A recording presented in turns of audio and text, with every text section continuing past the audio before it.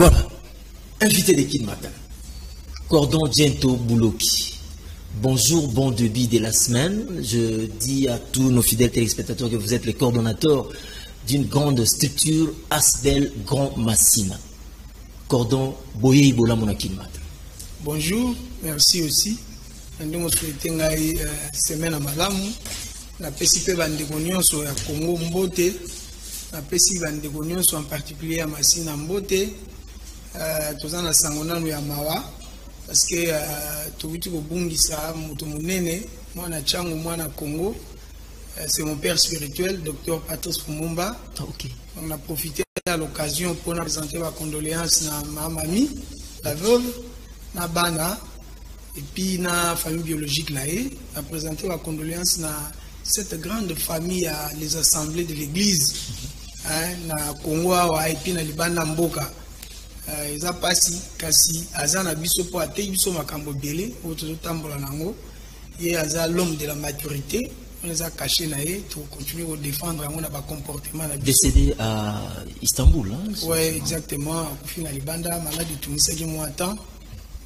Des fois, tu bandes au solo là, dans le téléphone, voilà. Donc, tout ça attristé, mais bon, on continue.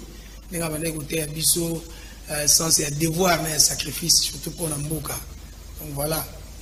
Merci beaucoup, Cordon Diento. Yambo Yakobanda, Grand Massina. Grand Massina. Bamemo.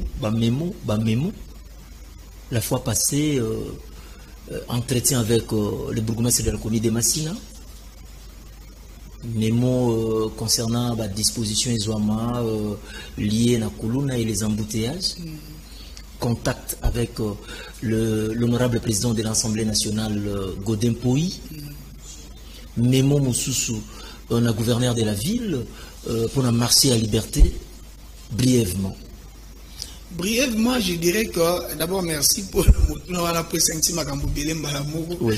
D'abord, tous ceux qui ont Tolobayasika, tous ceux qui ont pasteur, tous ceux qui ont Bango, mois de septembre, pour toujours la lumière, parce qu'apparemment, la lumière est à Tenamboka. Tous ceux qui ont Bandamon, Massina, tous ceux qui ont pasteur, tous ceux qui et les gars qui ont Malamu. Et nous nous sommes rendus compte que même les pasteurs n'ont pas de problème. Donc, il n'y a pas de Finalement, on s'est dit, bon, peut-être des marches na biso et il y a la lumière dans le boc. Tant que l'on a, nous avons comme à président Godin Poui, parce qu'il était question de vendre tout cela, Makambarai, avoir ferré ou à Bissokuna, tout le monde qu'il faut pas piquer la bibende ou à Kala, c'est la biso nzela route asphaltée, et puis moderniser Raïa. Tout cela qui n'a et les gars qui bien. Réaction Zakini, tu donnes précision. Est-ce qu'il y a eu une réponse? On a pensé qu'il y a dit mémo, il y a dit plaidoyer. Plaidoyer. Ok. Alors, si quoi, les gars qui ont un assima à répondre à combien le bisou. Très favorable. L'administration très organisée. Fonctionner Penza, on va le dire que non, d'ici un mois, pour l'être, on va répondre, c'est le 26 octobre. D'ici un mois, les travaux à Nézobanda, quoi, asphalter de l'aéroport et atteindre route poids lourd. Asphalter et puis moderniser rail. C'est pas là qu'il est logo. Pour s'impliquer le sous davantage. Et Salama. Donc, un mois, je crois qu'en décembre, il y a déjà tout ça dans l'entretemps. Na ba oyo ba kozwa yango ba yeba ki bana masina pe chômage ya ali misala wana il faut pas intéresser mais d'œuvre wana faut pas intéresser bana masina ba kota likambo wana po na ko impliquer bango pe na masolo ba mona ke makamto ça les a pamba te boulevard Fachi ezo sala ma déjà tolobaki soki gouverneur de la ville a Royamba biso pour jusque là moi koko so ala ko mona po to bakisa ba biloko tantu tolobana gite ndenge biso to mona la nzela ngo kozala surtout ba kota aéroport.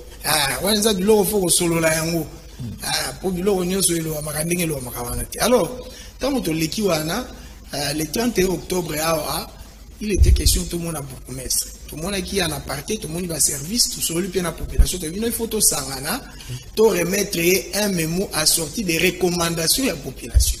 Très bien. Tout remettre des recommandations sur deux questions fondamentales. Pour l'embouteillage.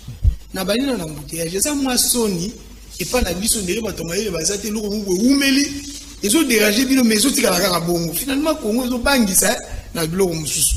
Donc ce sont des petites choses que les choses qu'on peut régler pessi. Ni na mouteage to bi bon pour na biso ba supprimer ba réamiquer tel que est ba supprimer na ba se ba so de mouton na ba couloir wana ba so de mouton ba ré botami wana. C'est déjà un problème. Ba ko longo lango ba longo liango ba agrandir to lobi net na Pascal. So ba jui na se à passerelle. Ba agrandir ango.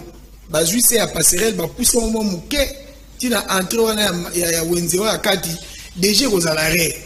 Il y a aussi un problème qui s'impose sur les séparateurs. Donc, il y a les bossos au Wana. Place au embouteillage à Mingi. Il y a mis balé au Abekatef Wana, Balongolia on a entré à Bekatef, Bakitisi on a moissé. Et Poussani, c'est un mois de bosso. Au Abitabe Batika, Moko Yassé à Passerelle. Au Akoudoir et à Bolingue, on est en la Tina Tezala. Ce n'est pas, ils ont le sens, et on s'en wana. Oh, il y a tribunal la Betani Basangi, c'est un moment Longoli à Betani, va pousser un moment Mouké Likolo, et ça m'a dit à tribunal, Longoli paye à Kimbuta. Oh, à entrer à Kimbuta. On a un parti na biso, pour Kimbanse, que Nanjili, Balanda Lokolo. Je te sens la place n'a pas monté. Mais toujours pas cette impulsion. Malgré vous avez échangé avec le bourgmestre, le numéro 1 de la commune de Massina, mais et nécessité qui aussi présence il y a Bande Konabiso, il y a Bande Konabiso, il y a Pesseur. Attends, j'en arrive. Balongoli wana, bazui o apocalypse. Balongoli donc il y a nini bamimika kana o bakolisi yango et puis balongoli pe ya o eutaka nzela sekoma fe maraboy balongoli yango bakolisi kaka mwandambo ya sewana bato bakotambola normal. Alors ndeto lobaki ba conscientiser pe ba chauffeur wana pour l'embouteillage biso to na part de sa responsabilité en tant que peuple parce que to na mboga moko yo moto lingo zo responsabilité azate ba konzi oyo ka ote ba oyo balega kia ba bebisaki ba opposant ote bangonde ba bate ba population tata nani ya hôtel la likambo mutali responsabilité azate na Congo ndenge moko pe mutu pa lingi mibeko azate bato balingi batambola na ndenge na bango. Nous sommes où là tolobi pona likambo kuluna tout ça les recommandations mais biloko est sortir de l'ordinaire la recommandation de ça on sous ba patrouiller ba renforcer tout ça là ba service d'intelligence en fait ba service à renseignement ba kota tolobi beaucoup message ou initiative ya ko convoquer ba titère ya ba parents et ya bana wana po ba yebani a convoquer bango to sola na bango ya mibale tolobi il faut pas banda ko sanctionner ba policier oyo baza ba coupable ya non assistance en personne à danger en personne en danger population en danger parce que c'est normal que à quelques mètres il y a commissariat bato ba panzi bango biloko et supétant la police dira avant il faut banda sanctionner bango tolobi lisusu il faut pas banda ko traiter des complices bato nyonso ba responsable nyonso ba vani sarabana wana banda ko na bango basali désordre baké ba bombe na banda ko na il faut ba kanga bakolo mapango wana ti pour complicité pour mutu mabe ba bomba ka été mais l'état a besoin d'argent infractions individuelles non mais la complicité so tangi droit ouais ba complicité za nini vous imaginez mutu kutu ngana ko ici eloko mutu ya lokoti ya bombi so ba mona ole les infractions c'est le fraudilé yango wana. Merci. Cordon Gento, Cordon Tomo Kenena Mwasuka parce que saturation zaki moi le lona kin matin na fongola liboke yango. Likamoni ne susuna ba élu ya Massina. Toyoki que Grand Massina ils ont préparé le komoko ba élu bo Salimine quelque chose comme ça. Bientôt. Ouais. Est-ce que ça saute non parce que vous êtes quand même la bouche autorisée hein. Ouais, kalaté de ça là ozongiseli Massina nini. Et le problème nini. Mais Moussa n'a besoin il faut un peuple exigeant. Pour n'amboka mbomba biso Grand Massina toujours pèse impulsion ya makam. To beng ça ba élu.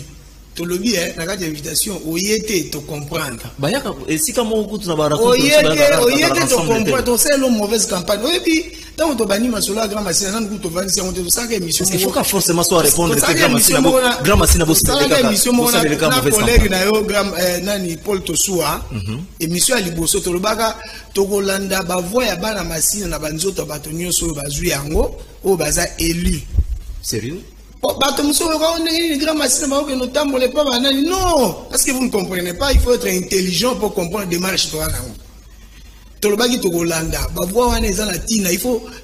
comprendre l'exigence. Il faut bien voir ça 3 ans déjà. Même quand on est il faut ni sali pour la machine avancer. Na charge au la machine va penser que yemoko lukaki.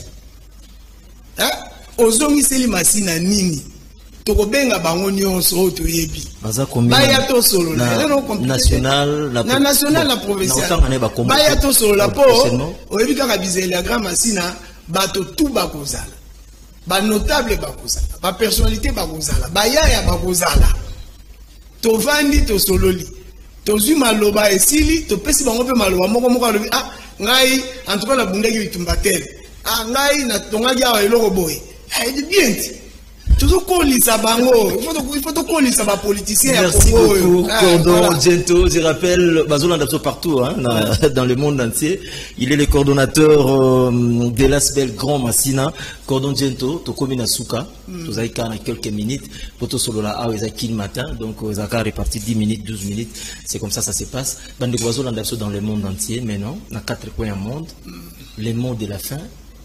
Le mot de la fin, nous sommes en train d'aider la population à s'organiser de manière intelligente. Ce n'est pas n'importe quoi. Au bureau, tout le monde on en a marre déjà. Il faut battre un processus. Un processus de purification de la classe politique. Il faut un peuple intelligent.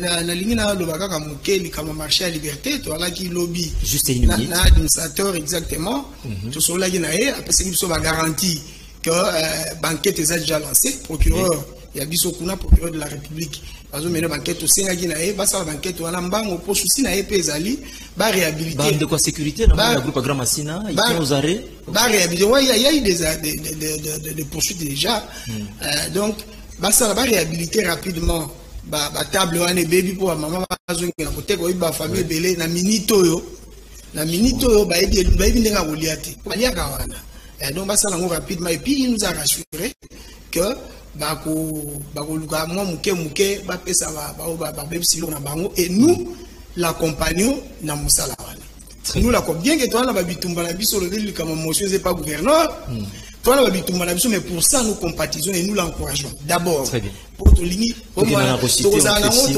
serré to ba boutissement na ngo za ndeni donc makambo ya motion ya pétition mémo to pesa na gouverneur exact il faut Massina ba réserver là on a en attendant à $5,000 par mois tout le monde.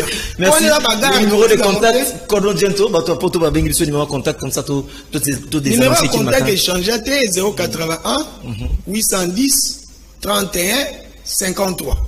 Échanger 081 810 31 53.